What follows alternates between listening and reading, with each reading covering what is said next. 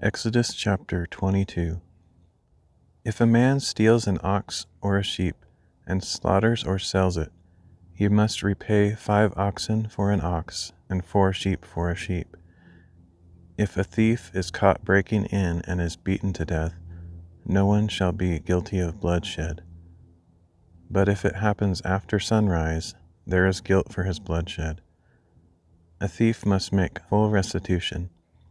If he has nothing, he himself shall be sold for his theft.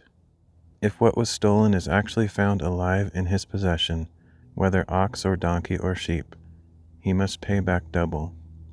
If a man grazes his livestock in a field or vineyard, and allows them to stray so that they graze in someone else's field, he must make restitution from the best of his own field or vineyard.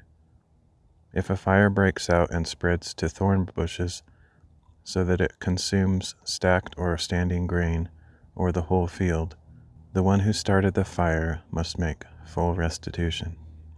If a man gives his neighbor money or goods for safekeeping, and they are stolen from the neighbor's house, the thief, if caught, must pay back double.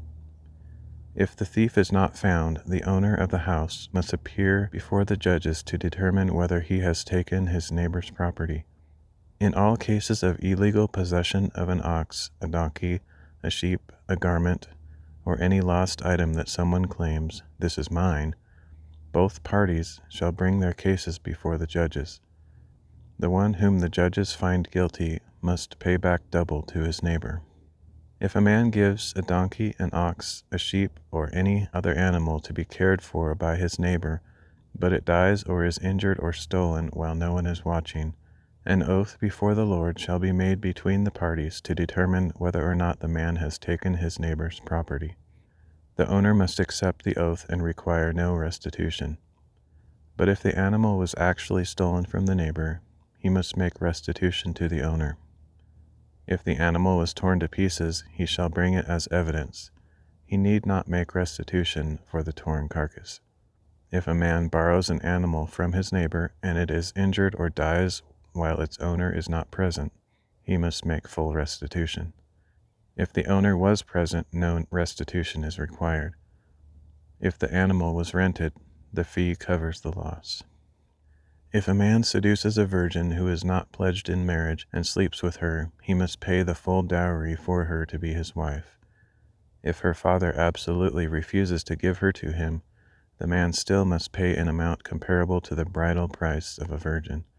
You must not allow a sorceress to live. Whoever lies with an animal must surely be put to death. If anyone sacrifices to any god other than the Lord alone, he must be set apart for destruction. You must not exploit or oppress a foreign resident, for you yourselves were foreigners in the land of Egypt. You must not mistreat any widow or orphan. If you do mistreat them, and they cry out to me in distress, I will surely hear their cry. My anger will be kindled, and I will kill you with the sword. Then your wives will become widows, and your children will be fatherless. If you lend money to one of my people among you who is poor, you must not act as a creditor to him. You are not to charge him interest. If you take your neighbor's cloak as collateral, return it to him by sunset, because his cloak is the only covering he has for his body. What else will he sleep in? And if he cries out to me, I will hear, for I am compassionate. You must not blaspheme God or curse the ruler of your people. You must not hold back offerings from your granaries or vats. You are to give me the firstborn of your sons.